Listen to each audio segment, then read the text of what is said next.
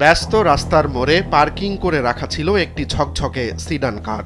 সেটির পাশ দিয়েই নিরুদ্বেগে ফিরছিল এক তরুণী। স্কুটারে চেপে ফেরার পথে হঠাৎই তিনি থমকে দাঁড়ালেন। সামনের মোড় ঘুরতেই চোখে পড়ল এক অপ্রত্যাশিত দৃশ্য। ঘন ধুলো উড়িয়ে এগিয়ে আসছে হাতির পাল। দৈত্যাকার দেহ, ভারী পায়ের শব্দ, মেয়েটির বুকের ভেতর ধুকপুক শব্দ আরও বেড়ে গেল। প্রথমে সামলে নিলেও কয়েক সেকেন্ড পর ভয় পেয়ে অবশেষে দিলেন ভো দৌড়।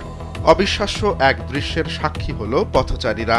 মানুষের বদলে ভয় পেয়ে কয়েক মুহূর্তের জন্য থমকে গেল হাতির পাল। এরপর যেন লজ্জায় মুখ লাল করে পাশ কাটিয়ে কোনো রকম পালালো তারা। ওয়ালটন এখন দেশের সীমানা পেরিয়ে পৌঁছে গিয়েছে 50টিরও বেশি দেশে। ওয়ালটন, ঘরে ঘরে বিশ্বজুড়ে। এ সময় রাস্তার পাশের সিডান কারের আড়ালে আশ্রয় নেন আরেক তরুণী।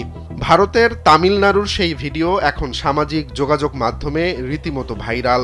ভিডিওর নিচে মন্তব্যের ঘরে একজন লিখেছেন, এবার হাতিও মেয়েদের ভয় পাওয়া শুরু করেছে। আরেকজন মজার ছলে বলেছেন, মেয়েরা হাতির চেয়েও ভয়ঙ্কর। প্রকৃতির এই অদ্ভুত খেলায় ভয় সবসময় বড় দেহ বা শক্তির কাছে বন্দী থাকে না। কখনো কখনো সাহস আর অপ্রত্যাশিত আচরণই বদলে দেয় পুরো দৃশ্যপট।